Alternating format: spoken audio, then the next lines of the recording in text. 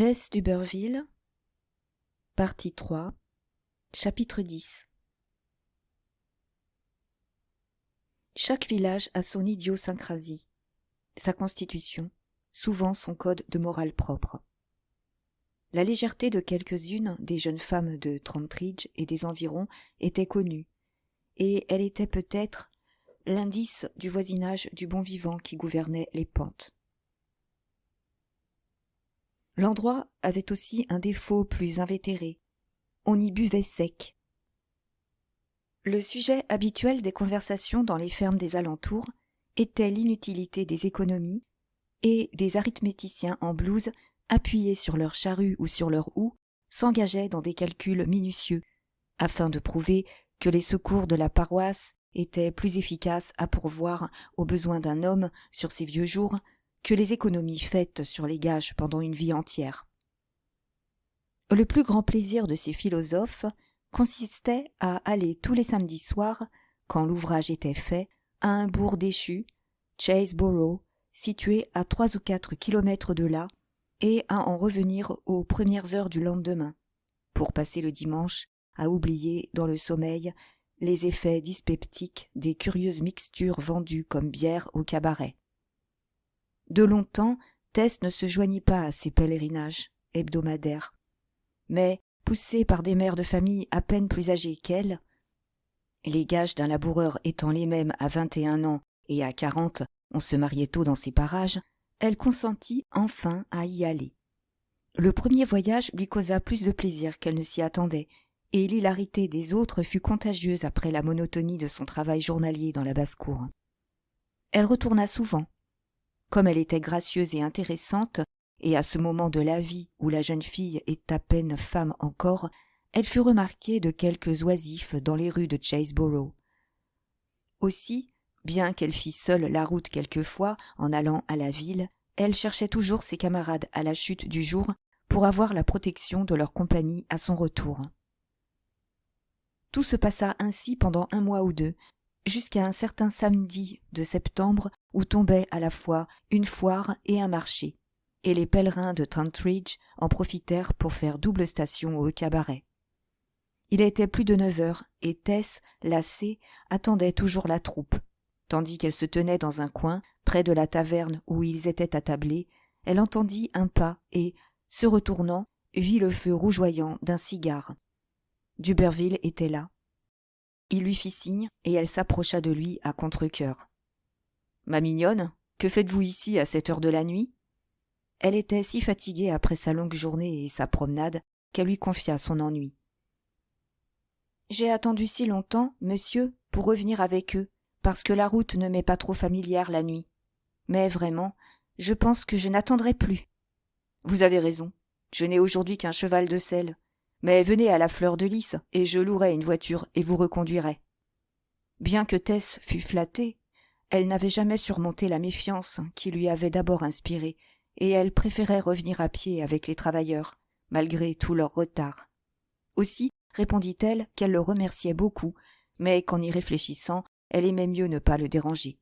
« J'ai dit que je les attendrais, et ils comptent sur moi. »« Très bien, petite sotte, faites ce que vous voudrez. » Aussitôt qu'il eut rallumé son cigare et qu'il s'en fut allé, les villageois de Trantridge, dans le cabaret, commencèrent aussi à se rappeler la fuite du temps et se préparèrent en bande au départ.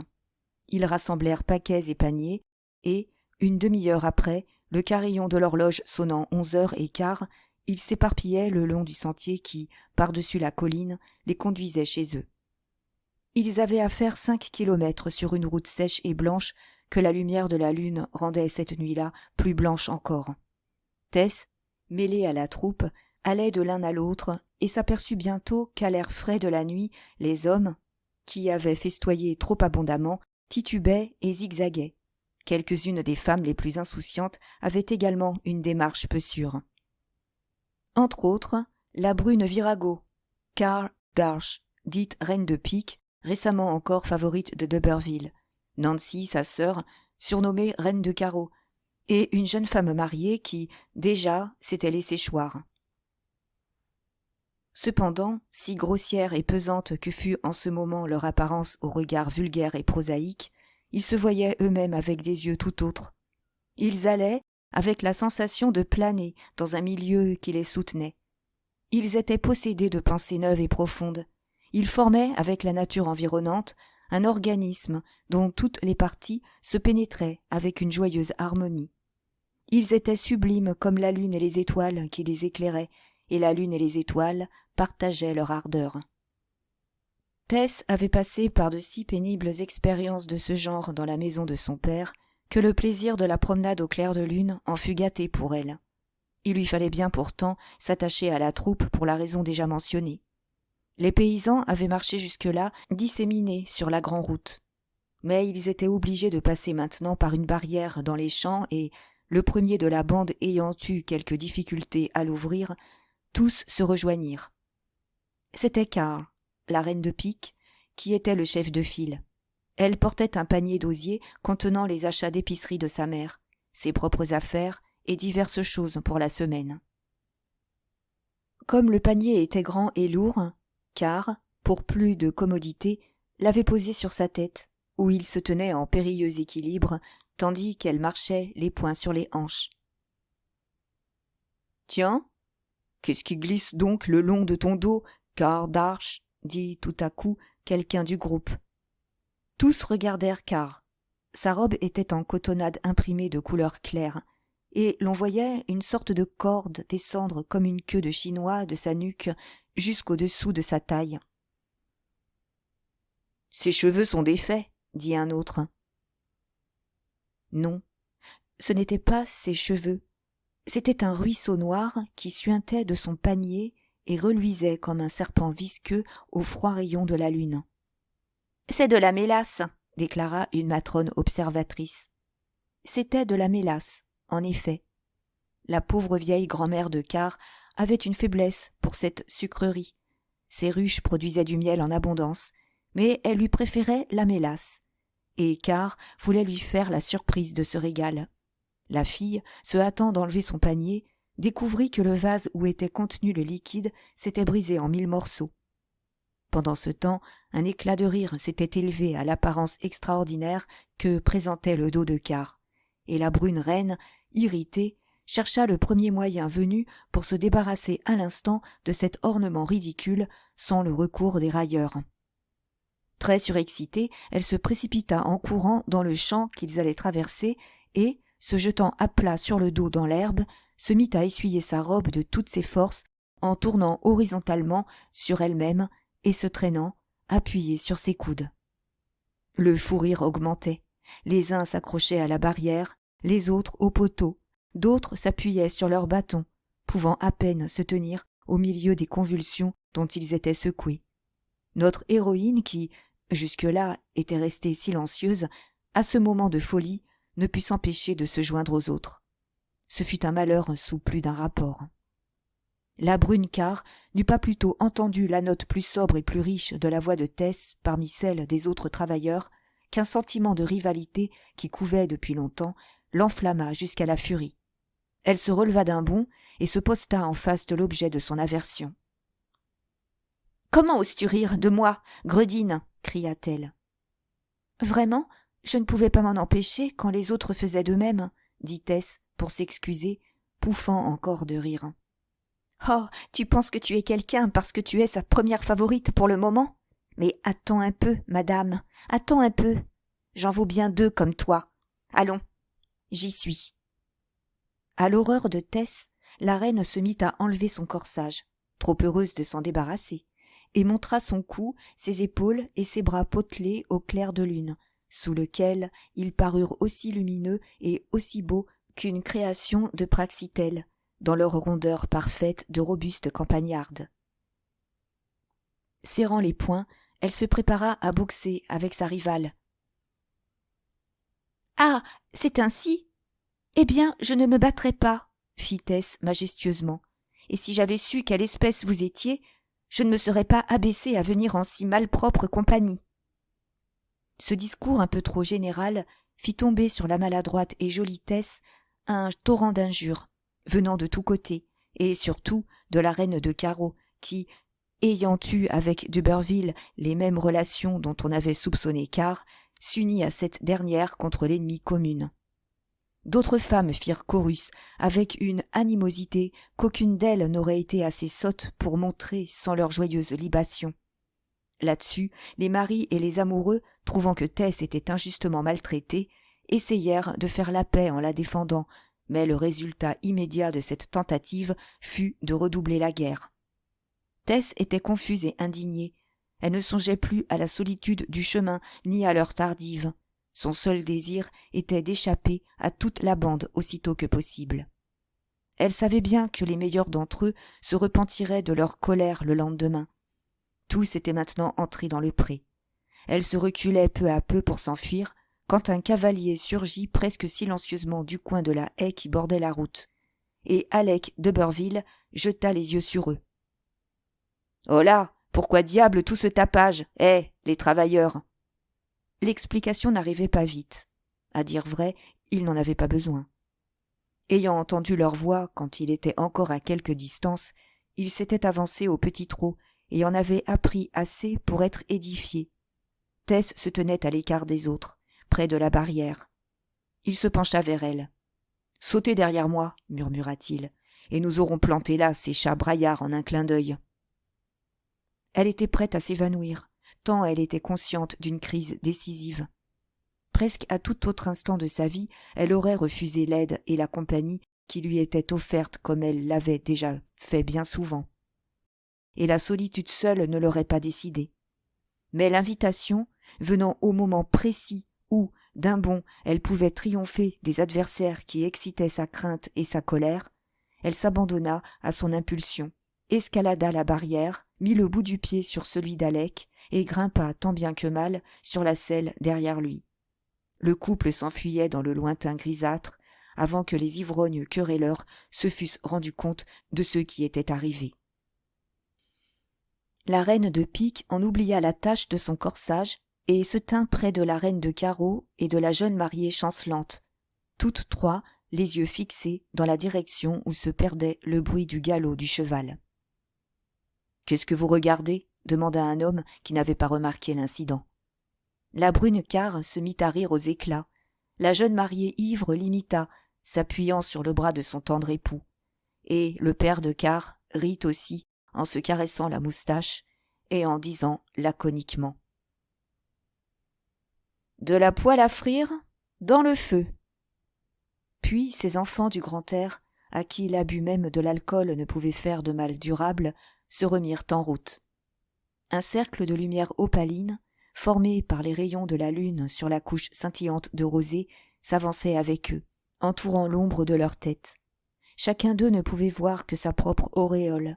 Elle ne quittait pas leur ombre, quelle qu'en fût l'instabilité vulgaire, et persistait à l'embellir, tandis que les mouvements capricieux de leur marche semblaient faire partie de l'irradiation, les vapeurs de leur souffle produire le brouillard de la nuit, et la scène, le clair de lune, la nature, se mêler harmonieusement aux fumées de la boisson. Chapitre 11. Le couple s'en alla quelque temps au petit galop sans parler, Tess s'accrochant à Alec, haletante encore au milieu de son triomphe mêlé de quelques appréhensions. Elle s'était rendue compte que le cheval n'était pas la bête fougueuse montée par lui quelquefois et n'en ressentait aucune crainte. Mais sa position était assez précaire, bien qu'elle se tînt étroitement serrée contre lui. Elle le pria de mettre le cheval au pas. Alec le fit aussitôt. « C'était bien mené, n'est-ce pas, chère Tess ?» lui dit-il peu après. « Oui, je devrais pour sûr vous en être très obligée. »« Et l'êtes-vous » Elle ne répondit pas. « Tess, pourquoi cela vous déplaît-il que je vous embrasse ?»« Je suppose que c'est parce que je ne vous aime pas. »« Vous en êtes bien certaine ? » ?»« Je suis fâchée parfois contre vous. »« Ah, c'est ce que je craignais presque. » Néanmoins, Alec n'était pas mécontent de cette confession. Il savait que tout valait mieux que la froideur. « Pourquoi ne m'avez-vous pas dit quand je vous fâchais ? » ?»« Vous savez très bien pourquoi. Parce qu'ici, je n'y puis rien. »« Je ne vous ai pas souvent offensé en vous faisant la cour ? » ?»« Quelquefois. »« Combien de fois ? » « Vous le savez aussi bien que moi. Trop souvent. » toutes les fois que j'ai essayé. Elle garda le silence, et le cheval continua longtemps sa marche tranquille, jusqu'à ce qu'un faible brouillard lumineux qui, toute la soirée, avait flotté dans les creux, fût devenu général et les enveloppa. Le clair de lune y semblait suspendu et brillait d'un éclat plus pénétrant. Soit à cause du brouillard, soit parce qu'elle était distraite ou assoupie, Tess ne s'aperçut pas qu'ils avaient de beaucoup dépassé l'endroit où le sentier conduisant chez eux se détachait du grand chemin, et qu'ils ne suivaient pas la route de Tantridge. Elle était extrêmement lasse. Levée à 5 heures du matin toute la semaine et sur pied tout le jour, elle avait en plus, ce soir-là, fait les 5 kilomètres jusqu'à Chaseborough. Elle avait attendu 3 heures ses compagnons sans boire ni manger, dans son impatience de les voir partir. Elle avait encore fait à pied 2 kilomètres en revenant. Elle avait passé par la surexcitation de la querelle, et maintenant, avec la lenteur de leur monture, il était presque 1 heure du matin. Cependant, elle ne fut qu'une fois pour de bon vaincue par le sommeil. Dans ce moment d'oubli, sa tête s'inclina doucement contre Alec. De Burville arrêta le cheval, ôta les pieds des étriers, se tourna de côté sur la selle et lui entoura la taille de son bras pour la soutenir.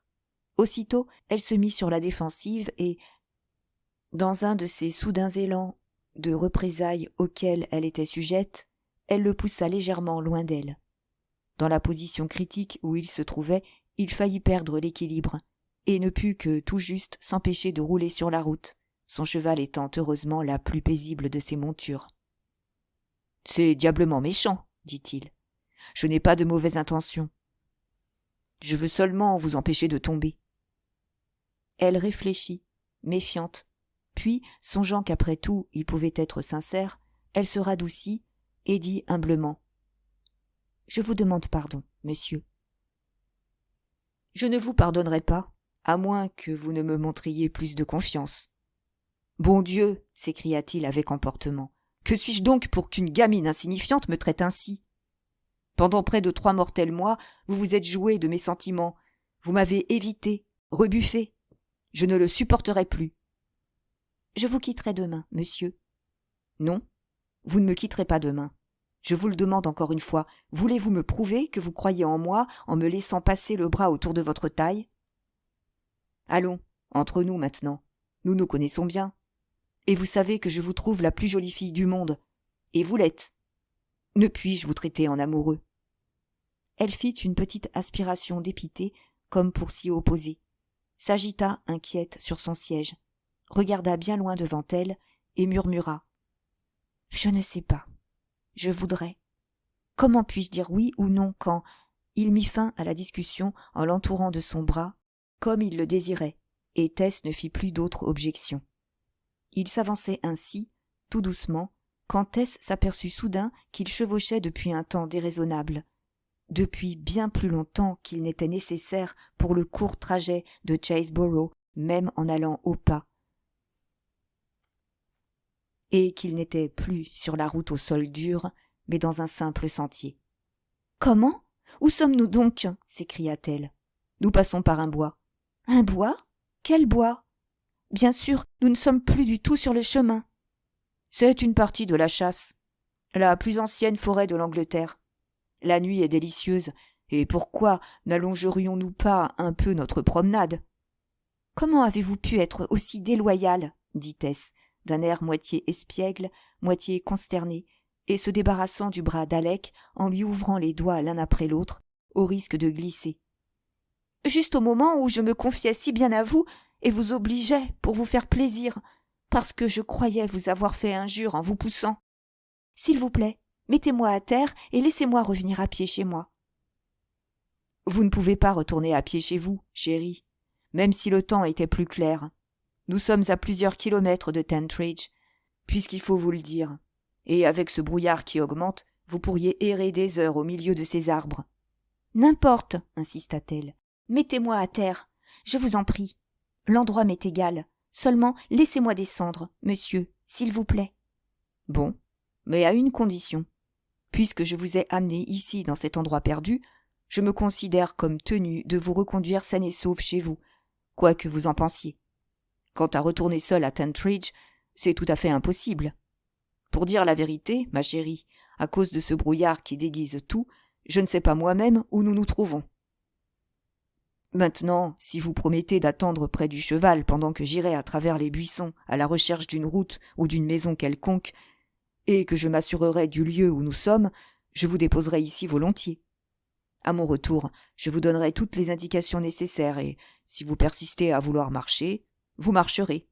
Ou vous irez à cheval, à votre gré. Elle accepta ces conditions et glissa à terre, mais pas avant qu'il eut rapidement dérobé un baiser. Il sauta de l'autre côté. « Je pense qu'il faut tenir le cheval, dit-elle. « Oh, non, ce n'est pas nécessaire, répondit Alec en caressant l'animal haletant. Il en a assez pour cette nuit. Il tourna la tête du cheval vers les buissons, l'attacha à une branche et fit pour elle une sorte de couche ou de nid dans la masse épaisse de feuilles mortes. « Allons, asseyez-vous là, dit-il. Les feuilles ne sont pas encore humides. Ayez seulement l'œil sur le cheval, ce sera bien suffisant. » Il s'éloigna de quelques pas, puis, revenant, lui dit « À propos, Tess, votre père a un nouveau bidet aujourd'hui. Quelqu'un le lui a donné. »« Quelqu'un ? Vous ?» D'Urberville fit signe que oui. « Oh, comme vous êtes gentil !» s'écria-t-elle, sentant péniblement l'embarras d'avoir à le remercier juste à ce moment. « Et les enfants ont des jouets. »« Je ne savais pas. »« Que vous leur ayez jamais envoyé quelque chose ?» murmura-t-elle, très touchée.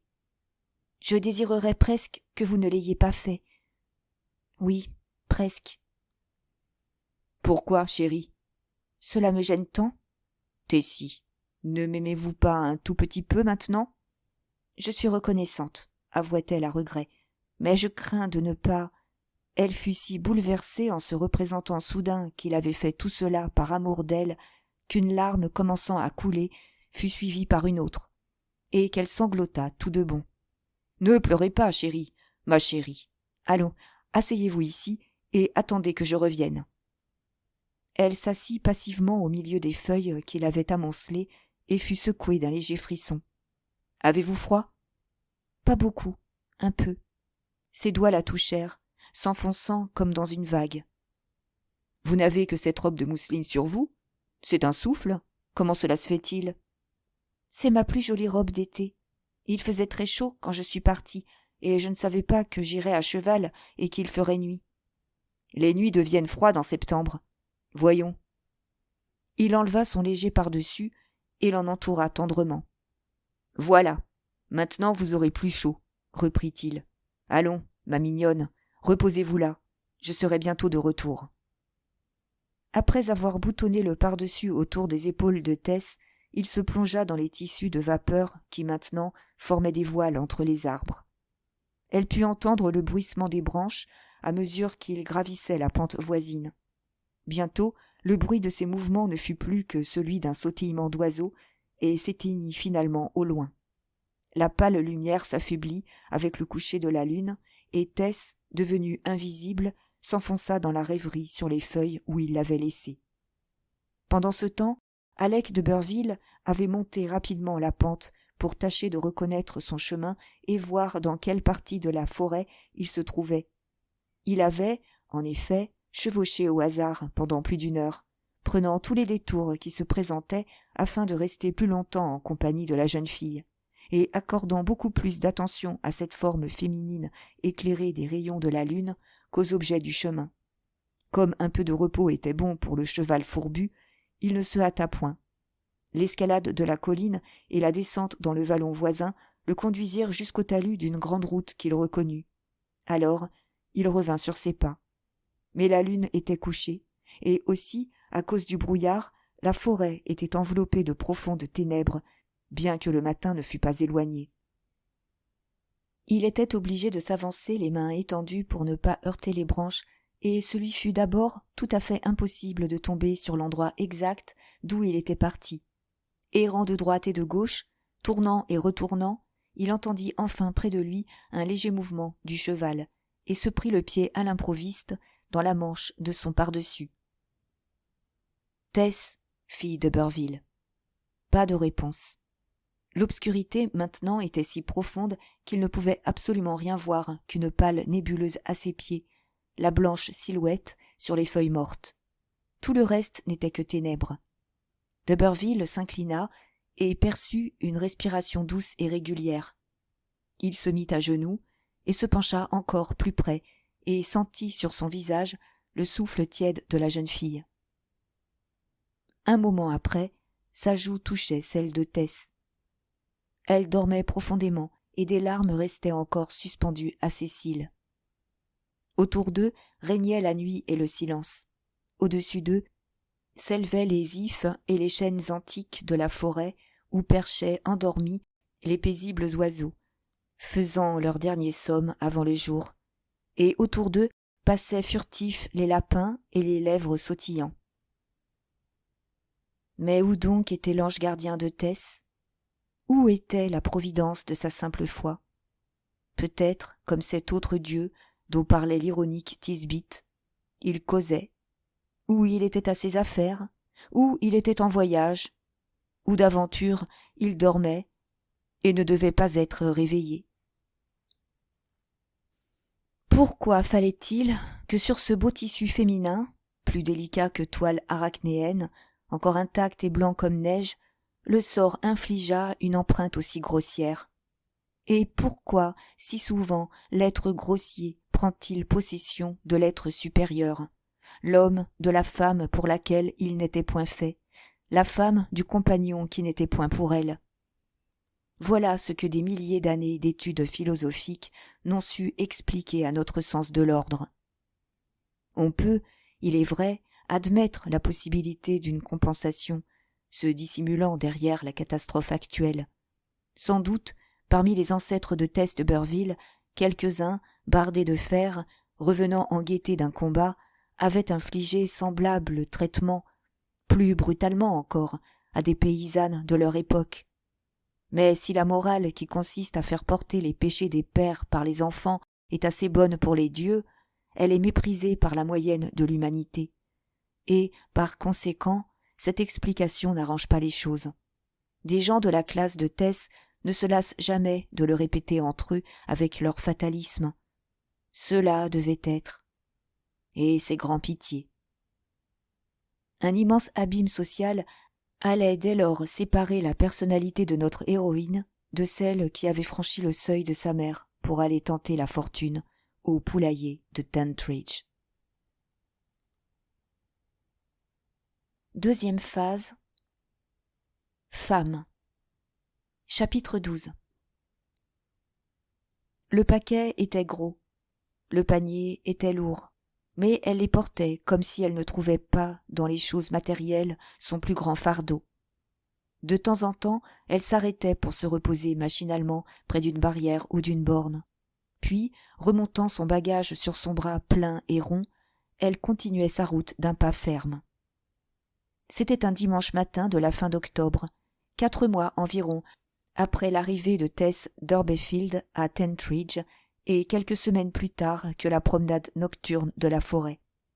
L'aube venait de paraître et la clarté dorée de l'horizon, derrière la jeune fille, illuminait la ligne des hauteurs vers laquelle elle se dirigeait et qu'elle devait gravir pour arriver au lieu de sa naissance.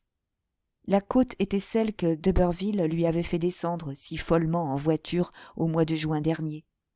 Tess acheva de la gravir sans s'arrêter et, arrivée au bord de l'escarpement, contempla le monde verdoyant et familier qui s'étendait là-bas, à demi voilé par la brume. De cet endroit, il paraissait toujours beau.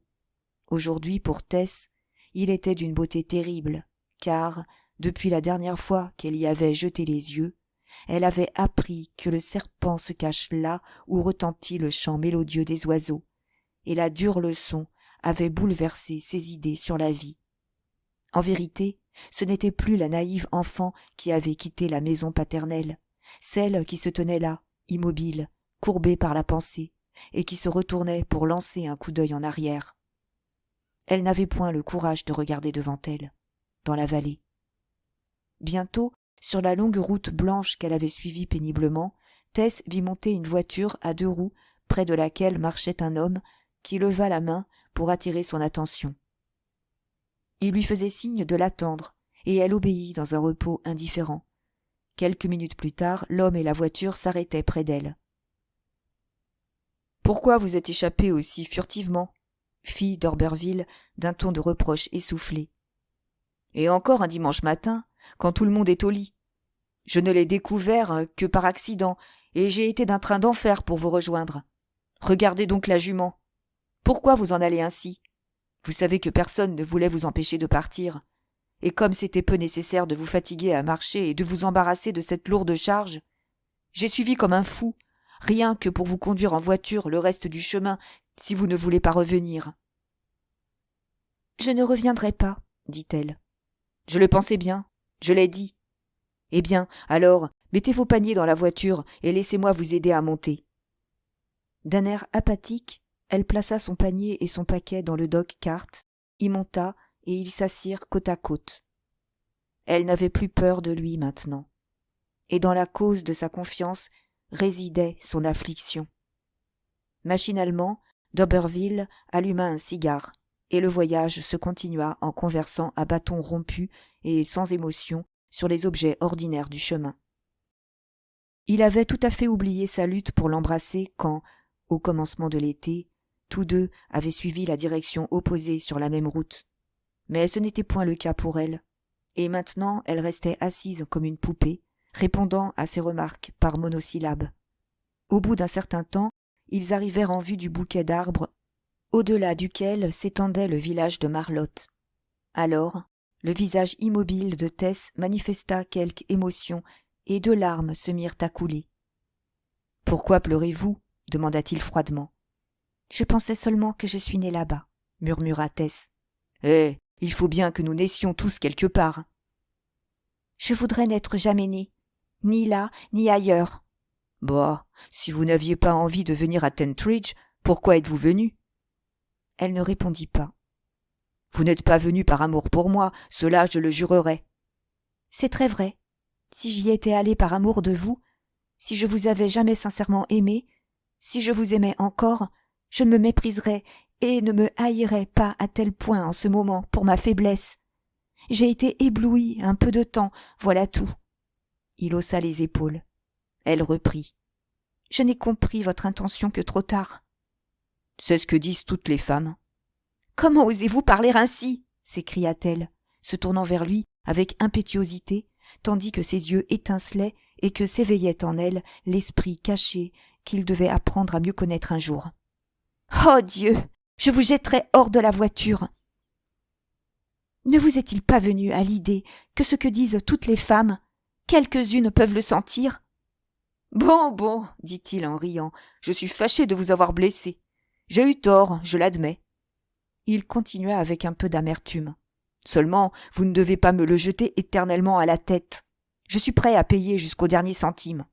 Vous savez que vous n'avez plus besoin de travailler aux champs ni dans les fermes. Vous savez que vous pouvez mettre les plus jolies toilettes au lieu de vous habiller avec cette simplicité exagérée que vous affectez depuis peu, comme si vous ne pouviez pas avoir un ruban de plus que ce que vous gagnez. » Elle retroussa légèrement la lèvre, bien qu'en général il lui eût peu de dédain dans sa large et impulsive nature. « J'ai dit que je ne veux plus rien recevoir, et je ne recevrai plus rien. Je ne le peux pas. Je serais vraiment votre créature si je continuais à le faire, et je ne le veux pas. On dirait à vos manières que vous êtes une princesse. Outre une authentique et véritable d'Orberville. Ah, ah. Eh bien, ma chère Tess, je ne peux rien dire de plus. Je suppose que je suis un mauvais sujet, un sacré mauvais sujet. Je suis né mauvais, je reste mauvais et je mourrai mauvais, selon toute probabilité. Mais sur mon âme perdue, pour vous, je ne veux plus être mauvais, Tess. Et s'il arrivait certaines circonstances, vous comprenez. Où vous ayez le moindre besoin, la moindre difficulté, envoyez-moi un mot et vous aurez, par retour du courrier, ce que vous demanderez. Je puis ne pas être à Tentridge. Je vais passer quelque temps à Londres. Je ne peux plus supporter la vieille. Mais on fera suivre toutes les lettres. » Elle lui dit qu'elle désirait ne pas être conduite plus avant, et ils s'arrêtèrent juste sous le bouquet d'arbres. D'Orberville descendit, la prit dans ses bras pour la mettre à terre, et déposa les affaires près d'elle. Elle lui fit un léger salut, laissant errer un instant son regard sur le sien. Puis elle se détourna pour prendre ses paquets et partir. Alec d'Urberville ôta son cigare de sa bouche et s'inclina vers elle en disant « Vous n'allez pas vous éloigner ainsi, chère Tess. Allons. » « Si vous le désirez, répondit-elle avec indifférence. Voyez comme vous m'avez maîtrisée. » Alors elle se tourna, leva son visage vers celui du jeune homme et demeura comme un terme de marbre pendant qu'il imprimait un baiser sur sa joue, moitié par acquis de conscience, moitié comme si la saveur n'en avait pas tout à fait disparu. Les yeux de Tess s'arrêtaient vaguement sur les arbres les plus éloignés du chemin. Elle semblait à peine s'apercevoir de ce qu'il faisait. « Maintenant, l'autre côté, pour l'amour d'autrefois. » Elle tourna passivement la tête, comme on la tournerait sur la demande d'un peintre ou d'un coiffeur, et il la baisa de l'autre côté, touchant de ses lèvres des joues moites, lisses et froides comme la peau des champignons dans les prés d'alentour. « Vous ne m'offrez pas votre bouche et ne m'embrassez pas en retour ? Vous ne le faites jamais volontiers. Je crains que vous ne m'aimiez jamais. »« Je l'ai dit souvent, c'est vrai, je ne vous ai jamais vraiment aimé, et je crois que je ne le pourrai jamais. » Elle ajouta tristement. « Peut-être cela vaudrait-il mieux pour moi de mentir maintenant. Mais si peu d'honneur qui me reste, j'en ai encore assez pour ne pas dire ce mensonge. Si je vous aimais, j'aurais la meilleure des raisons pour vous le faire savoir. Mais je ne vous aime pas. » Il respira laborieusement, comme si la scène devenait pénible pour son cœur, ou pour sa conscience, ou pour son goût distingué. « Mais vous êtes d'une mélancolie absurde, Tess. Maintenant, je n'ai plus de raison de vous flatter, et je puis vous dire en toute franchise que vous n'avez nul besoin d'être si triste. Vous valez en beauté n'importe quelle femme, noble ou non, de ces parages. Je vous le dis en homme pratique, et qui vous veut du bien. Si vous êtes sage, avant que cette beauté se fane, vous la montrerez au monde un peu plus que vous ne faites. Et pourtant, Tess, voulez-vous revenir à moi ? Ma parole, cela me fait de la peine de vous laisser partir ainsi. »« Jamais, jamais. Je me suis décidée aussitôt que j'ai vu ce que j'aurais dû voir bien avant, et je ne reviendrai pas. »« Alors, bonjour, ma cousine de 4 mois. Bonsoir. » Il sauta légèrement en voiture, arrangea les rênes et disparut entre les grandes haies aux baies rouges. Tess ne le suivit pas du regard et continua lentement son chemin le long du sentier tortueux. L'heure était encore matinale. Bien que le bord inférieur du soleil se fût à ce moment dégagé de la colline, ses premiers rayons sans vie éclairaient plutôt qu'ils n'échauffaient. Pas une âme alentour. Le triste mois d'octobre, elle-même plus triste encore, semblait seule hanter ce chemin. Cependant, comme elle allait toujours, elle entendit des pas derrière elle, et un homme à la marche alerte était sur ses talons et lui avait dit bonjour avant qu'elle se fût à peine rendue compte de son approche. Il paraissait un artisan et tenait à la main un pot de fer blanc rempli de couleurs rouges. Il lui demanda sans façon s'il pouvait lui porter son panier. Elle le lui permit et marcha près de lui. « C'est tôt pour être debout, un dimanche matin, » dit-il avec bonne humeur. « Oui, » fit Tess. « Quand la plupart des gens sont en train de se reposer du travail de la semaine. » Elle répondit encore affirmativement. « Et pourtant, je fais de la meilleure ouvrage aujourd'hui que tout le reste de la semaine. »« Ah ! Toute la semaine, je travaille pour la gloire de l'homme et le dimanche pour la gloire de Dieu. C'est de la meilleure ouvrage que l'autre, hein ? J'ai quelques petites choses à faire ici, sur cette barrière. » L'homme se tournait en parlant vers une clôture qui conduisait de la route dans un pâturage. « Si vous voulez attendre un instant, ajouta-t-il, je ne serai pas long. » Comme il avait le panier de Tess, celle-ci ne pouvait guère agir autrement, et elle attendit, tout en observant. Il déposa le panier et le pot de fer blanc et, après avoir remué la couleur avec le pinceau qui s'y trouvait, il se mit à peindre de grandes lettres carrées sur l'une des 3 planches de la barrière, celle du milieu, en plaçant une virgule entre chaque mot comme pour donner à ce mot le temps de pénétrer dans le cœur de celui qui le lirait. ta, virgule, damnation, virgule, ne, virgule, sommeil, virgule, pas. Ces mots énormes, en vermillon, éclataient sur le paysage paisible, sur les teintes pâles des taillis en train de se flétrir, sur l'air bleu de l'horizon et sur les planches couvertes de lichen.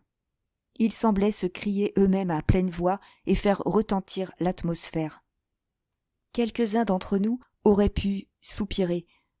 Hélas, pauvre théologie, en la voyant si hideusement défigurée, en contemplant cette dernière phrase grotesque d'une croyance qui, dans son temps, a bien servi l'humanité. Mais les paroles accusatrices pénétraient d'horreur la malheureuse Tess. C'était comme si l'homme eût connu sa récente histoire. Pourtant, il lui était étranger. Quand il eut fini le verset, il ramassa le panier et elle se remit à marcher machinalement à côté de lui. « Croyez-vous à ce que vous avez peint ?» demanda-t-elle à demi-voix. « Si je crois à un texte comme ça, est-ce que je crois à ma propre existence ?»« Mais, fit-elle, toute frémissante, supposez que vous n'ayez pas voulu votre péché. » Il secoua la tête. « Je ne sais pas couper un cheveu en 4 sur ce sujet-là. Il est trop brûlant, dit-il. J'ai fait à pied des centaines de kilomètres l'été dernier pour peindre des textes comme ça sur tous les murs, toutes les barrières, toutes les clôtures, dans toute la longueur et la largeur du pays. Je laisse au cœur des gens qui lisent le soin de les appliquer. « Je les trouve horribles, dit Tess. Ils vous accablent, ils vous tuent. »« C'est bien pour ça qu'ils sont faits, répondit-il, tout tranquillement. Mais il vous faudrait lire mes plus forts, ceux que je garde pour les vilains quartiers et les ports de mer. Ça vous donnerait la chair de poule. Non pas que celui-ci ne soit pas bon pour les campagnes. Ah, voilà un gentil bout de mur blanc près de cette grange abandonnée. Il faut que j'en mette un dessus. Un qui sera bon à lire pour des jeunes femmes dangereuses comme vous. Voulez-vous attendre, mamselle ? » « Non, fit-elle, et, prenant son panier, Tess poursuivit son chemin. Un peu plus loin, elle tourna la tête. Le vieux mur commençait à étaler des lettres flamboyantes, semblables aux premières, prenant une physionomie étrange et insolite, comme s'il était malheureux de rendre un service qui ne lui avait jamais été demandé jusque-là. Le sang lui monta au visage quand elle lut et comprit l'inscription encore inachevée. Tu, virgule, ne, virgule, commettra, virgule, pas, point. Son joyeux ami vit qu'elle regardait, arrêta son pinceau et lui cria « Si vous voulez vous édifier sur ces choses si importantes, vous pouvez entendre un très digne homme et très fervent qui va prêcher aujourd'hui un sermon de charité dans la paroisse où vous allez. Monsieur Clare, d'Eminster. Je ne suis plus de sa communion maintenant, mais c'est un digne homme et il vous expliquera cela tout aussi bien qu'un autre pasteur. C'est lui qui a commencé l'œuvre en moi. » Mais Tess ne répondit pas. Elle reprit sa marche, toute palpitante, les yeux fixés sur le sol. « Bah, je ne crois pas que Dieu ait jamais dit des choses pareilles, » murmura-t-elle avec mépris, quand sa rougeur eut disparu. Tout à coup, un panache de fumée s'éleva de la cheminée de son père, et la vue lui en fit mal. L'aspect de l'intérieur à son arrivée lui fit encore plus mal. Sa mère venait de descendre et allumait des brindilles de chêne écorcé sous la bouillotte du déjeuner. Les enfants étaient en haut et le père aussi, car, le dimanche matin, il s'accordait le droit de rester au lit une demi-heure de plus. « Hé, ma petite Tess !» s'écria la mère, toute surprise, se levant d'un bond pour embrasser la jeune fille. « Comment vas-tu ? Je t'ai vue seulement quand tu étais sur moi. Es-tu venue à la maison pour te marier ? » ?»« Non, je ne suis pas venue pour cela, mère. »« Alors, pour un congé ? » ?»« Oui, pour un congé. »« Pour un long congé, » dit Tess. « Comment ? Est-ce que ton cousin ne va pas faire la chose ? » ?»« Il n'est pas mon cousin, et il ne va pas m'épouser. » Sa mère la regarda attentivement. « Allons, tu n'as pas tout dit. » Alors Tess s'approcha, appuya son visage sur le cou de sa mère, et lui dit tout. « Et pourtant, tu n'as pas su te faire épouser, » reprit la mère. « Toutes auraient su, sauf toi, Peut-être bien. Au moins, ça aurait été quelque chose à raconter au retour, continua madame d'Urbayfield, prête à pleurer de contrariété. Après tout ce que nous avons appris de ce qu'on disait sur toi et sur lui, qui se serait attendu à ce que ça finisse de cette façon-là? Pourquoi as-tu pas pensé à faire du bien à ta famille au lieu de ne penser qu'à toi? Vois comme je m'éreinte, et je travaille comme un nègre, et ton pauvre père si faible avec son cœur tout encombré de graisse, comme un poêle à frire. J'espérais qu'il sortirait quelque chose de là. Quand je pense au joli couple que vous faisiez, le jour où vous êtes partis en voiture il y a 4 mois, vois ce qu'il nous a donné. Et nous croyons que c'était parce que nous étions ses parents. Mais s'il n'est pas notre parent, ça devait être parce qu'il était amoureux de toi. Et pourtant, tu n'as pas su te faire épouser. Se faire épouser par Alec d'Urberville? Lui, l'épouser elle? Il n'avait jamais dit un mot de mariage, et s'il en avait parlé, elle ne pouvait savoir ce qu'un désir convulsif de se sauver aux yeux du monde l'aurait poussé à lui répondre. Mais sa pauvre nièce de mère ne connaissait guère les sentiments qu'elle avait à présent pour cet homme. Peut-être, dans les circonstances, était-ce inouï, contre nature, inconcevable. Mais cela était, et comme elle l'avait dit, c'est pourquoi elle se détestait. Elle n'avait jamais tenu vraiment à lui. Maintenant, il lui était tout à fait indifférent. Elle l'avait craint, avait cherché à l'éviter, avait succombé à l'adroit avantage qu'il avait pris d'un être sans défense. Puis, un instant aveuglée par ses belles manières de faux aloi, elle s'était confusément abandonnée à lui. Elle avait tout à coup senti pour lui mépris et répugnance, et elle s'était enfuie. C'était tout. Elle ne pouvait complètement le haïr, mais il n'était pour elle que poussière et que cendre. Et c'est à peine même si elle désirait l'épouser pour sauver sa réputation. « Tu aurais bien dû être plus prudente, si tu n'avais pas l'intention de te faire épouser. »« Oh, maman, maman !» s'écria la jeune fille à la torture, se tournant avec passion vers sa mère comme si son pauvre cœur allait se briser. « Comment pouvait-on s'attendre à ce que je sache? J'étais une enfant quand j'ai quitté cette maison, voilà 4 mois. Pourquoi ne m'avez-vous pas dit qu'il y avait du danger avec les hommes? Pourquoi ne m'avez-vous pas averti? Les dames savent contre quoi se défendre parce qu'elles lisent des romans qui leur parlent de ces tours-là. Mais je n'ai jamais eu l'occasion d'apprendre de cette façon, et vous ne m'avez pas aidé. Je croyais que si je te parlais de ces tendres sentiments et à quoi ils pourraient mener, tu serais désagréable avec lui, et que tu laisserais échapper la chance, murmura Joan, en s'essuyant les yeux avec son tablier. Eh bien, il faut en prendre son parti, j'imagine. C'est la nature, après tout, et ce qui plaît à Dieu. Chapitre 13. Le retour de Tess d'Urbayfield, qui arrivait du manoir de son parent apocryphe, fut un événement annoncé bientôt par la rumeur publique, si le mot de rumeur n'est pas trop important pour une étendue de 1500 mètres carrés. Dans l'après-midi, plusieurs jeunes filles de Marlotte, autrefois camarades de classe de Tess, vinrent la voir, vêtues de leurs plus beaux atours empesés et repassés avec soin, ainsi qu'il convenait aux visiteuses d'une personne ayant fait, croyait-elle, une conquête transcendante. Assises en cercle dans la chambre, elles la regardèrent avec une vive curiosité, car le fait que ce cousin au 31e degré était tombé amoureux d'elle, ce monsieur d'Urberville, qui n'était pas vraiment du pays et dont la réputation galante commençait à se répandre au-delà des limites immédiates de Tantridge, ce fait prêtait à la position supposée de Tess, par son péril même, une fascination bien plus grande que si elle n'avait couru aucun risque. Leur intérêt était si profond que les jeunes chuchotèrent entre elles quand Tess eut le dos tourné. « Comme elle est jolie, comme cette belle robe l'avantage. Ça doit coûter énormément et, pour sûr, c'est un cadeau qu'il lui a fait. » Tess, qui cherchait à atteindre le service à thé dans le placard du coin, n'entendit pas ces commentaires. Autrement, elle aurait vite désabusé ses amis.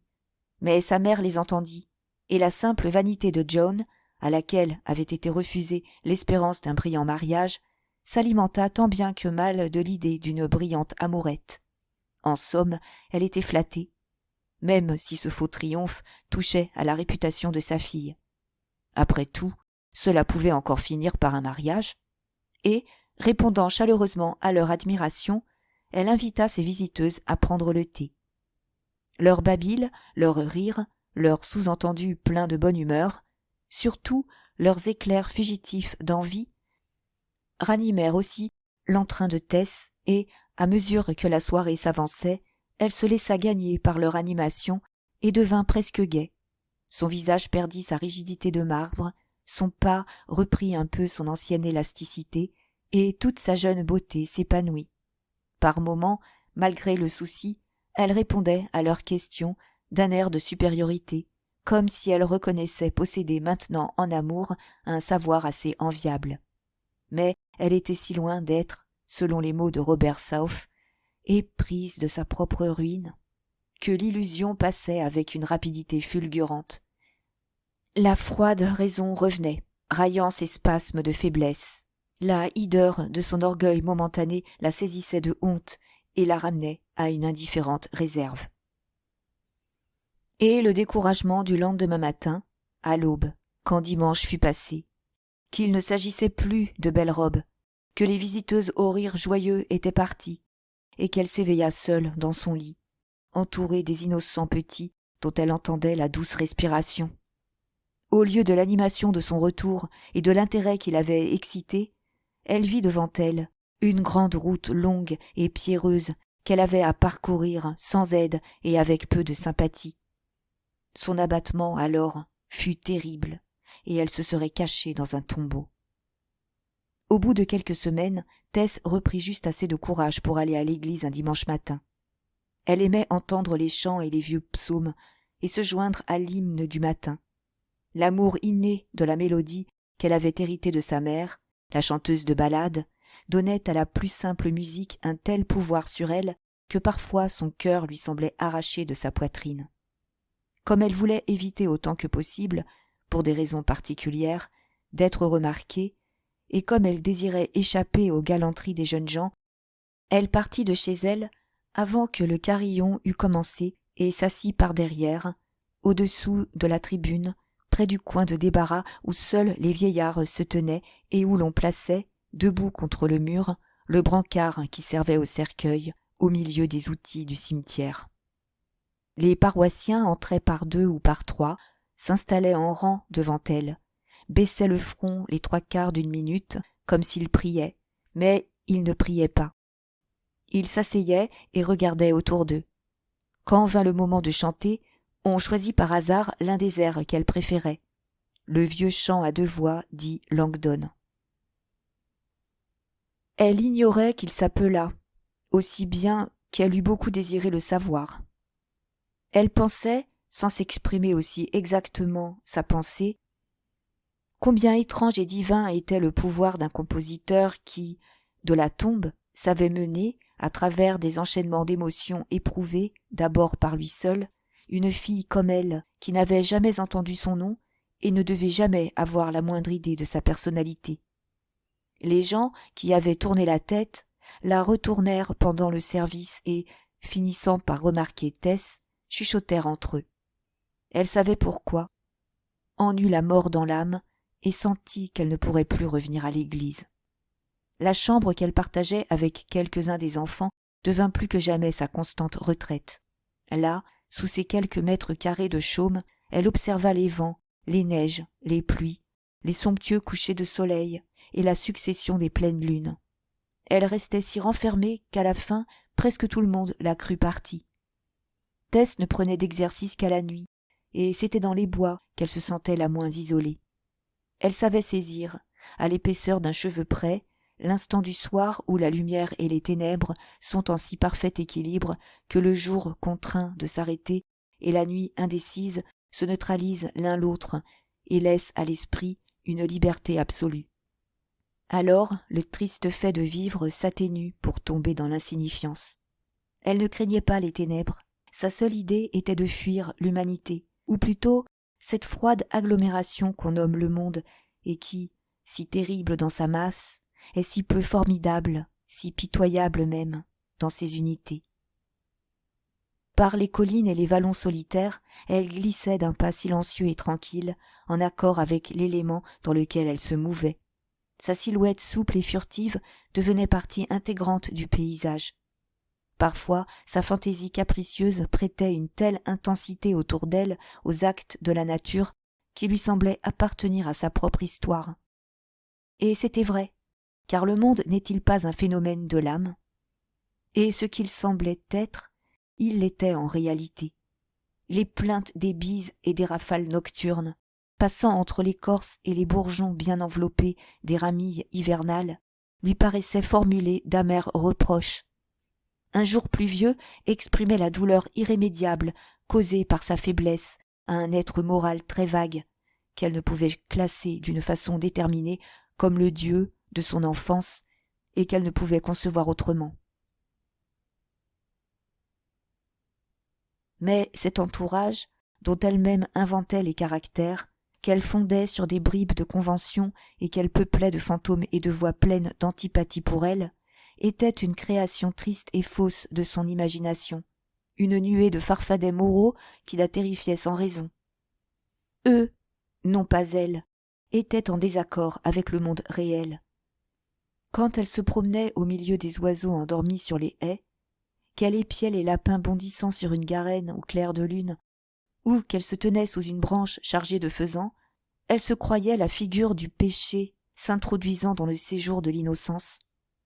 Mais elle voyait une différence là où il n'en existait pas. Elle se sentait en antagonisme avec les choses tandis qu'elle était en harmonie. Elle avait été poussée à violer une loi sociale acceptée par les hommes, mais inconnue de cette nature où elle s'imaginait être une anomalie. Chapitre 14. C'était un lever de soleil vaporeux du mois d'août. Les brumes épaisses de la nuit, attaquées par les chauds rayons, se divisaient et se contractaient en flocons isolés dans les creux et les fourrés, en attendant d'être réduites à néant. Le brouillard prêtait au soleil une physionomie curieusement personnelle, comme d'un être doué de sensibilité et exigeant une désignation masculine. En ce moment, son aspect, joint à l'absence de toute forme humaine dans le paysage, expliquait les anciens cultes d'Hélios. On sentait que jamais plus saine religion n'avait régné sous les cieux. L'astre était une créature divine, radieuse, à la chevelure d'or et aux yeux débonnaires, dans toute la force et l'ardeur de la jeunesse, abaissant ses regards sur une terre qui débordait de sympathie pour lui.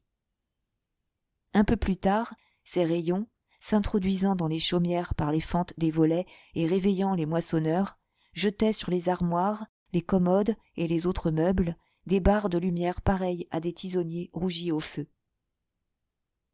Mais de tous les objets vermeils, les plus éclatants ce matin-là étaient deux larges bras de bois peint qui se dressaient au bord d'un chemin de blé mûr, près du village de Marlotte. Ils formaient, avec deux autres bras placés plus bas, la croix de Malte tournante de la moissonneuse que l'on avait amenée dans le champ la veille au soir. Leur violent coloriage, aux rayons du soleil, leur donnait l'air d'avoir été trempés dans le feu liquide. Déjà, à travers le blé, tout autour du champ, un sentier de quelques pieds de large avait été coupé à la main pour livrer passage aux chevaux et à la machine. Deux groupes, l'un d'hommes et de jeunes garçons, l'autre de femmes, avaient descendu le sentier à l'heure même où le sommet de la haie, située à l'orient, frappait de son ombre à mi-hauteur la haie opposée, de sorte qu'ils avaient la tête en plein soleil levant et les pieds encore dans la pénombre de l'aube. Ils disparurent du sentier entre les bornes qui flanquaient la barrière menant au champ. Bientôt, un bruit saccadé, pareil au chant amoureux de la cigale, se fit entendre. On apercevait par-dessus la barrière la machine branlante. Le conducteur, assis sur l'un des 3 chevaux, et l'aide sur le siège. L'attelage descendait un côté du champ, tandis que les bras de la moissonneuse tournaient lentement, puis il disparut peu à peu au bas de la colline. 1 minute après, il remontait du même pas égal de l'autre côté. L'étoile de cuivre étincelant sur le front du premier cheval frappait d'abord la vue, puis les bras rutilants, puis enfin toute la machine. Les 3 sentiers de chaume entourant le champ s'élargissaient à chaque circuit et le blé encore debout, couvrait un espace de plus en plus restreint à mesure que la matinée s'avançait. Les lapins, les lièvres, les serpents, les rats, les souris se retiraient à l'intérieur, comme dans une forteresse, ignorant la nature éphémère de leur refuge et le sort qui les attendait à la fin de la journée. Alors, leur abri se resserrant toujours d'une façon effroyable, ils s'entasseraient pêle-mêle, amis et ennemis, et les derniers mètres d'épis, une fois tombés sous la dent infaillible de la moissonneuse, ils seraient massacrés à coups de bâton et de pierre par les ouvriers. Derrière la machine, les épis tombés en petits tas, chaque tas représentant la quantité requise pour une gerbe, étaient saisis aussitôt par les lieurs de gerbes affairés qui suivaient à l'arrière-garde. Les femmes étaient en majorité, mais il y avait aussi quelques hommes, en chemise d'indienne, le pantalon retenu par une lanière de cuir qui rendait inutiles les 2 boutons par derrière, scintillant et dardant des rayons à chaque mouvement de l'ouvrier, comme 2 yeux placés à la chute des reins. De tous ces lieurs de gerbes, les plus intéressants appartenaient à l'autre sexe, en raison du charme acquis par la femme quand elle devient partie intégrante de la nature et du grand air. Un homme qui travaille au champ y est une personnalité distincte. Une femme s'y confond. Elle est, pour ainsi dire, sortie d'elle-même. Elle est comme imprégnée de l'essence de ce qui l'entoure. Elle s'y est assimilée. Les femmes, les jeunes filles, car elles étaient jeunes pour la plupart, portaient des capelines de cotonnade tirées sur la figure et dont les grands panneaux agités par le vent garantissaient du soleil. Des gants leur protégeaient les mains contre le chaume. L'une d'elles avait une camisole rose pâle, une autre portait une robe crème à manches collantes, une troisième un jupon aussi rouge que les bras de la machine, et d'autres, plus âgées, avaient la longue blouse bise que les jeunes abandonnaient, mais qui est l'ancien costume, et le plus commode, de la travailleuse des champs. Ce matin, les yeux reviennent involontairement à la jeune fille en robe de cotonnade rose, dont la taille est la plus flexible et la mieux faite. Mais sa capeline est tirée si avant sur son front qu'on ne voit rien de sa figure penchée sur les gerbes, bien qu'on devine son teint à 1 ou 2 torsades de cheveux bruns foncés échappés des pans de sa coiffure.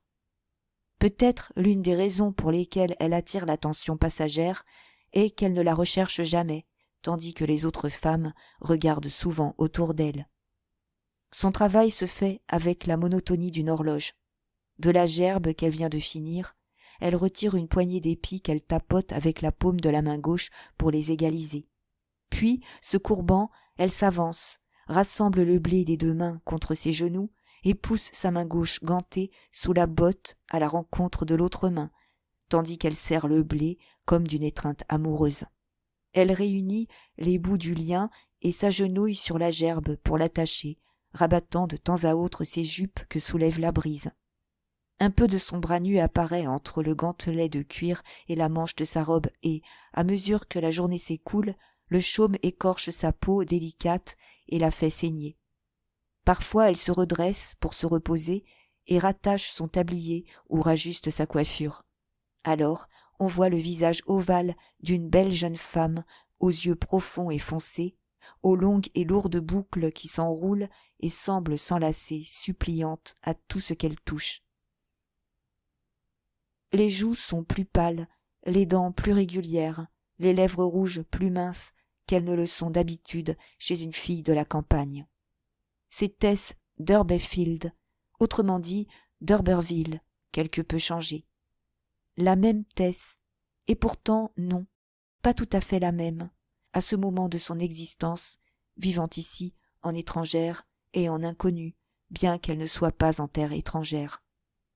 Après une longue réclusion, elle s'était enfin décidée à chercher de l'ouvrage au dehors, en pleine saison agricole, car les travaux des champs rapportaient alors plus que les tâches sédentaires. Les mouvements des autres femmes étaient assez semblables à ceux de Tess. Tous les seins se réunissaient comme les danseuses d'un quadrille quand leur gerbe était terminée. Et chacune posait sa gerbe debout contre celle des autres jusqu'à former un faisceau de 10 ou de 12. Elles allèrent déjeuner, puis revinrent et le travail reprit. 11 heures approchaient.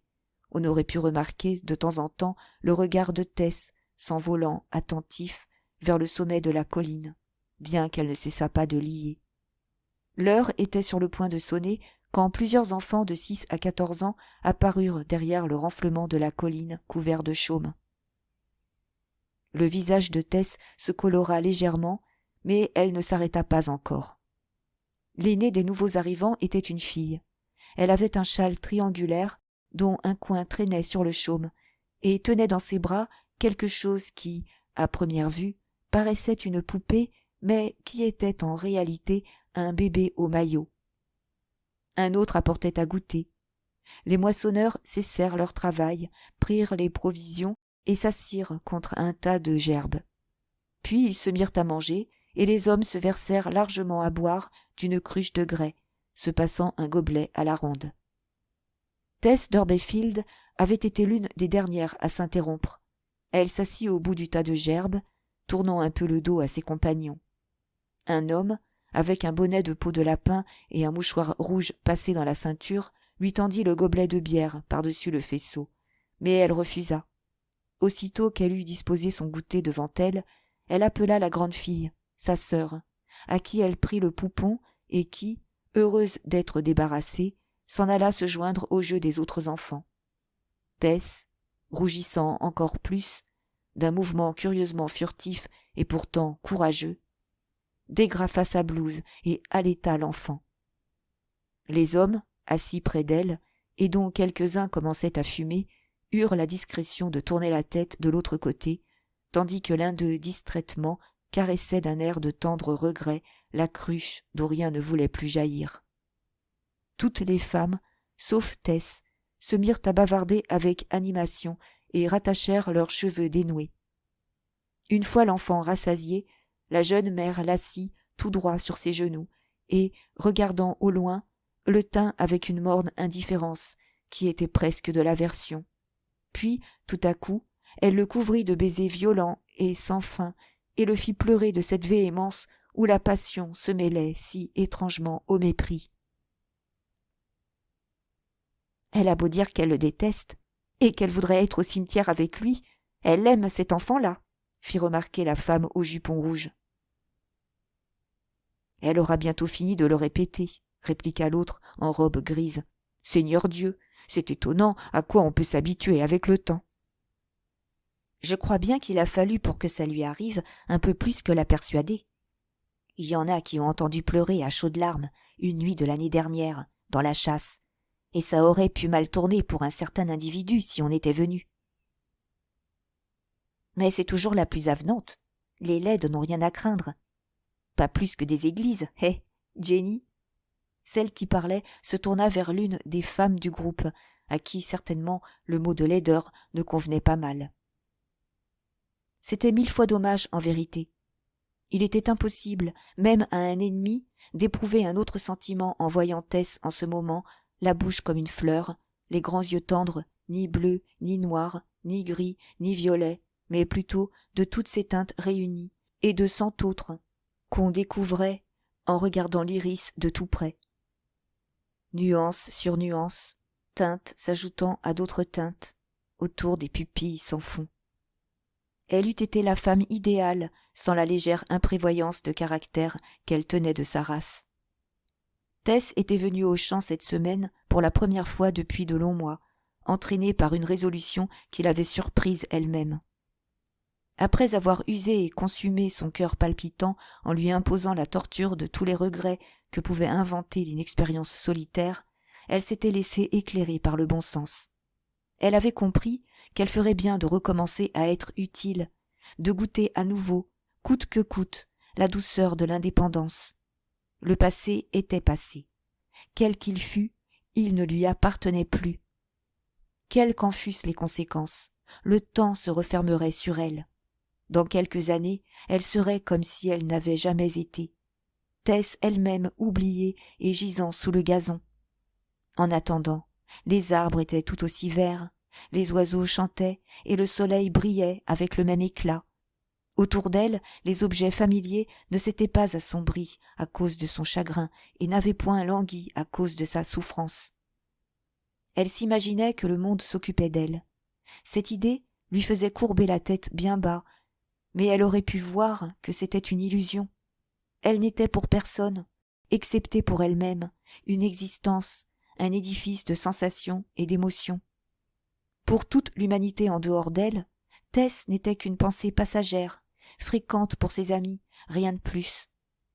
Se rendait-elle misérable tout le long du jour et de la nuit? Pour eux, ce n'était que « Ah, elle se rend malheureuse !» S'efforçait-elle d'être gaie, d'éloigner le souci, de prendre plaisir à la lumière du jour, aux fleurs, à son petit? Elle n'était pour eux que cette idée « Ah, elle le supporte bien !» Seule dans une île déserte, aurait-elle souffert de ce qui lui était arrivé? Non, pas beaucoup. S'il avait pu se faire que, venant d'être créée, elle se fût trouvée mère sans époux, n'ayant d'autre expérience de la vie que d'avoir donné le jour à un enfant sans nom, cette situation lui aurait-elle causé du désespoir? Non, elle l'aurait acceptée paisiblement. Elle y aurait trouvé des jouissances. La plus grande partie de sa misère venait de l'aspect conventionnel sous lequel elle se considérait, non point de ses instincts naturels. Quel que fût le raisonnement de Tess, une certaine fierté l'avait poussée à se vêtir avec autant de soin qu'autrefois et à s'en aller aux champs, puisqu'on réclamait des ouvriers pour la moisson. Voilà pourquoi son attitude était pleine de dignité et pourquoi elle savait regarder les gens en face avec calme, même en tenant le bébé dans ses bras. Les moissonneurs se levèrent du tas de blé, s'étirèrent puis éteignirent leurs pipes. Les chevaux qu'on avait dételés pour les faire manger furent rattachés à la machine écarlate. Tess, ayant terminé rapidement son repas, fit signe à sa sœur cadette de venir reprendre l'enfant, agrafa sa robe, remit ses gants de cuir et de nouveau se courba pour tirer de la dernière gerbe le lien qui servirait à attacher la suivante. L'après-midi et la soirée se passèrent comme le matin, et Tess resta jusqu'à la brune avec le gros des moissonneurs. Puis tous rentrèrent chez eux dans un des plus grands chars, en compagnie d'une large lune qui s'était élevée du sol à l'orient et qui ressemblait à l'auréole en feuilles d'or usées d'un saint toscan mangé des vers. Les compagnes de Tess chantaient, lui montraient beaucoup de sympathie et semblaient très contentes de la revoir parmi elles, bien qu'elles ne pussent s'empêcher d'intercaler malicieusement dans leurs chansons quelques couplets de la ballade sur la jeune fille qui revient du joyeux bois verdoyant tout autre qu'elle n'y était allée. Il y a des compensations dans la vie.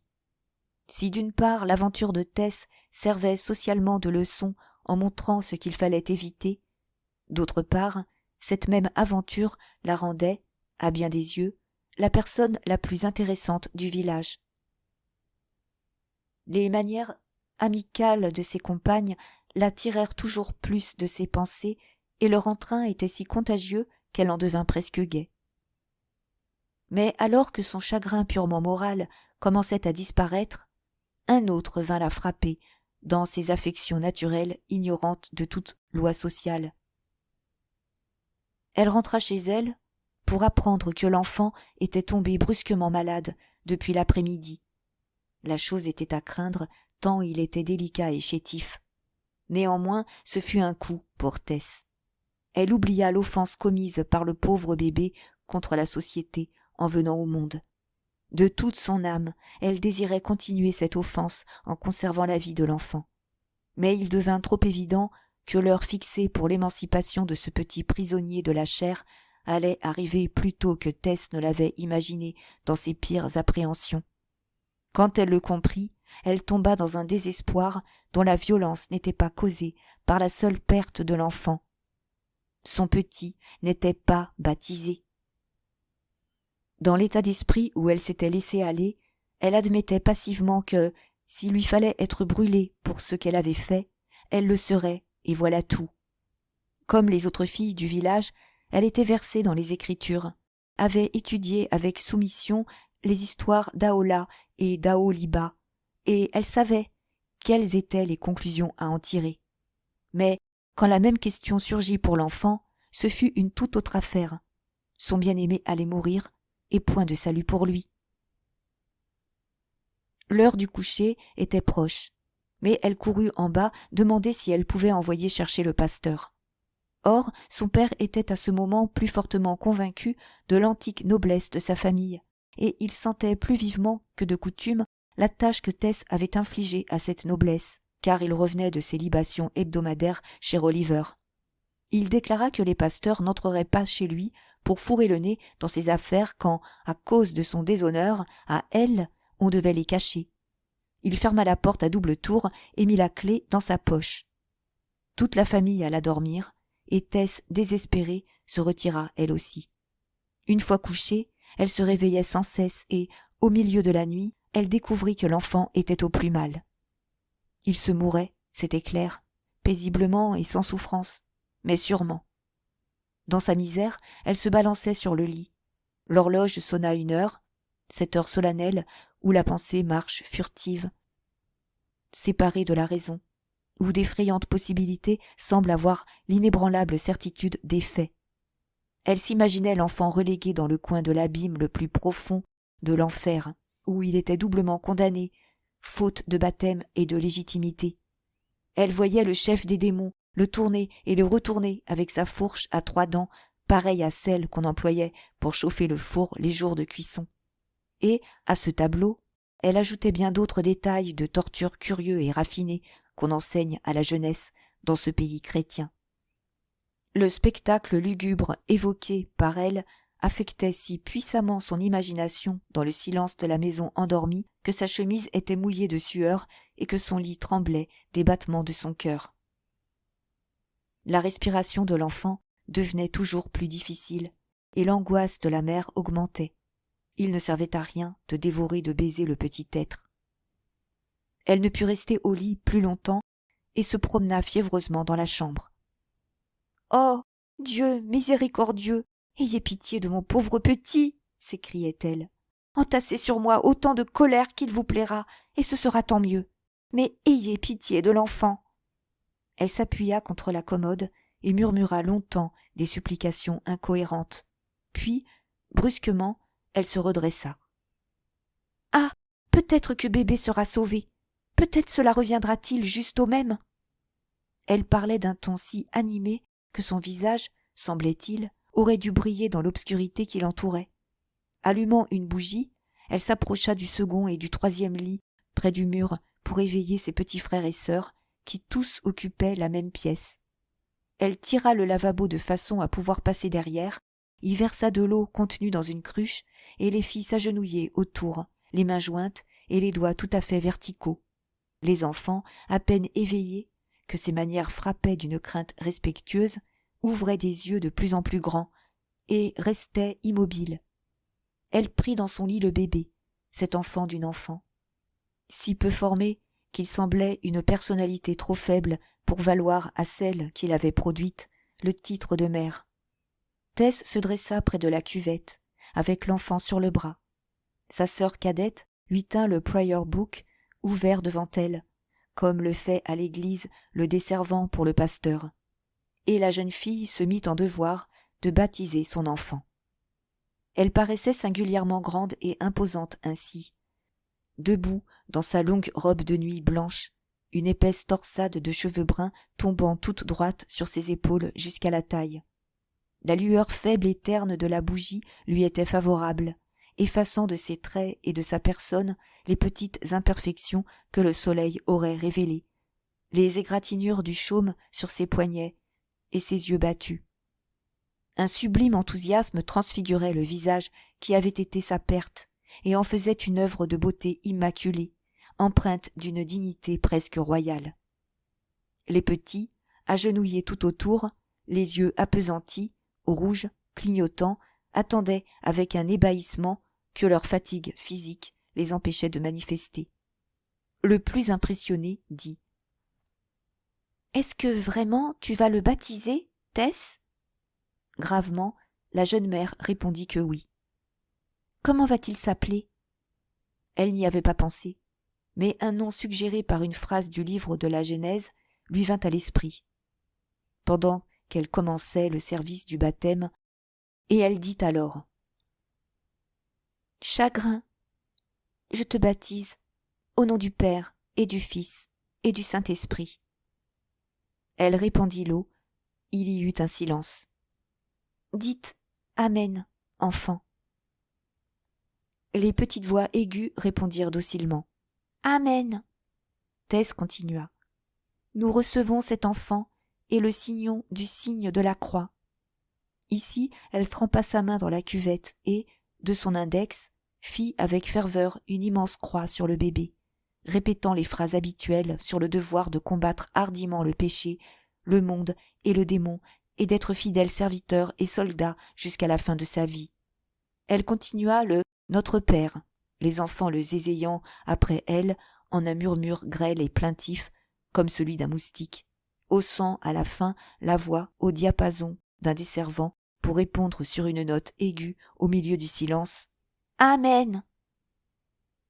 Alors, Tess, dont la confiance en l'efficacité du sacrement s'était fort accrue, récita du fond de son cœur l'action de grâce qui suit et la débita d'un air triomphant et assuré, sur cette note tenue et vibrante que prenait sa voix quand elle mettait tout son cœur dans ce qu'elle disait et que n'oublieront jamais ceux qui l'ont connue.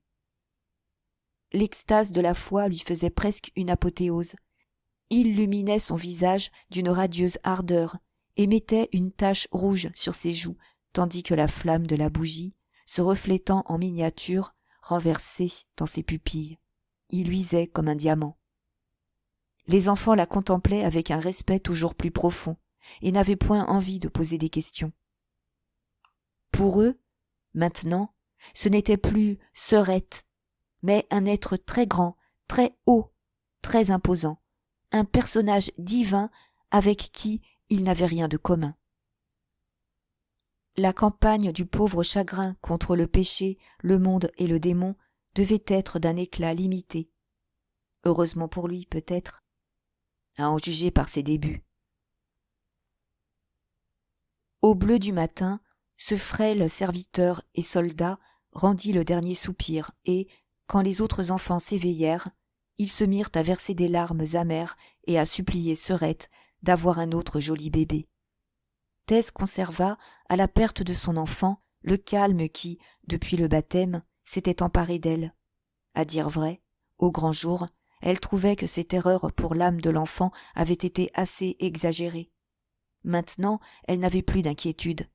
Avec ou sans raison, car si la Providence, pensait-elle, ne ratifiait pas cet acte fait un peu incorrectement, elle ne tenait plus, ni pour elle, ni pour lui, au genre de ciel dont l'irrégularité de la cérémonie l'aurait privé. Ainsi disparut chagrin, le non souhaité, cet intrus, ce don bâtard accordé par une nature éhontée qui ne respecte pas la loi sociale. Pauvre petite épave, pour qui le temps éternel n'avait été qu'une simple affaire de jours, qui avait ignoré l'existence même des années et des siècles, pour qui l'intérieur de la chaumière avait été l'univers, la température de la semaine, le climat, la toute première enfance, la vie, et l'instinct de téter, la science humaine. Tess, qui réfléchissait beaucoup au baptême, se demandait s'il était suffisant au point de vue doctrinal pour faire enterrer l'enfant chrétiennement. Personne ne pouvait le lui dire que le pasteur de la paroisse, nouveau venu très réservé. Elle se rendit chez lui à la tombée du jour et se tint près de la porte, mais n'eut pas le courage d'entrer. Elle aurait abandonné l'entreprise si elle ne l'avait pas rencontré qui revenait chez lui au moment où elle s'éloignait. Dans l'obscurité, elle pouvait parler librement. « Je voudrais vous demander quelque chose, monsieur. » Il répondit qu'il l'écouterait volontiers, et elle raconta l'histoire de la maladie du bébé et de la cérémonie improvisée. « Et maintenant, monsieur, ajouta-t-elle avec instance, pouvez-vous me dire ceci? Est-ce que pour lui, ce sera juste la même chose que si vous l'aviez baptisé? » Comme il avait les sentiments naturels d'un commerçant, quand il découvre qu'une besogne pour laquelle on aurait dû l'appeler a été maladroitement bâclée par ses clients, il était disposé à dire non. Pourtant, la dignité de la jeune fille, l'étrange douceur de sa voix, s'unirent pour toucher ses sentiments les plus nobles, ou plutôt ceux que lui avait laissés les 10 années pendant lesquelles il avait tâché d'enter une foi technique sur un réel scepticisme. L'homme et l'ecclésiastique luttèrent en lui, et c'est à l'homme que resta la victoire. « Ma chère enfant, ce sera la même chose, dit-il. »« Alors, vous l'enterrerez chrétiennement ?» demanda-t-elle avec vivacité. Le ministre se trouvait acculé. Quand il avait appris la maladie de l'enfant, il était allé consciencieusement chez les Durbeyfield à la nuit pour accomplir la cérémonie et, ne sachant point que le refus de le recevoir venait du père de Tess, il ne pouvait ou ne voulait admettre l'excuse de la nécessité pour la façon irrégulière dont le sacrement avait été administré. « Ah, cela, c'est une autre affaire, dit-il. »« Une autre affaire ? Pourquoi ? demanda Tess avec quelque chaleur. « Eh bien, je le ferais volontiers si cela ne concernait que nous deux. Mais je ne le dois pas pour certaines raisons. »« Rien que pour une fois, monsieur. »« Vraiment, je ne le dois pas. »« Oh, monsieur !» Elle lui saisit la main en parlant. Il la retira et secoua la tête. « Alors, je ne vous aime pas !» s'écria-t-elle en éclatant. « Et je n'irai plus jamais à votre église !»« Ne parlez pas si inconsidérément, Tess. Peut-être cela reviendra-t-il au même pour lui, si vous refusez. Cela reviendra-t-il au même. Pour l'amour de Dieu, ne me parlez pas comme un saint parle à un pécheur, mais comme vous, vous-même, à moi-même, au pauvre moi. » Des laïcs ne sauraient expliquer comment le pasteur concilia sa réponse avec les idées strictes qu'il croyait avoir à ce sujet, mais ils peuvent l'excuser.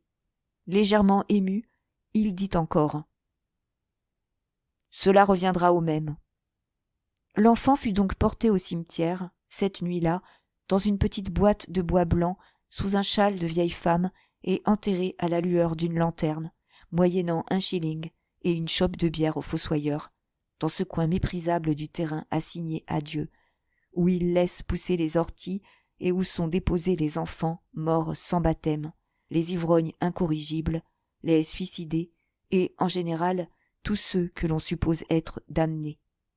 Malgré ces fâcheux alentours, Tess fit bravement une petite croix avec 2 planchettes et un bout de ficelle, et, l'ayant entourée de fleurs, elle la planta en haut de la tombe, un soir qu'elle put entrer au cimetière sans être vue.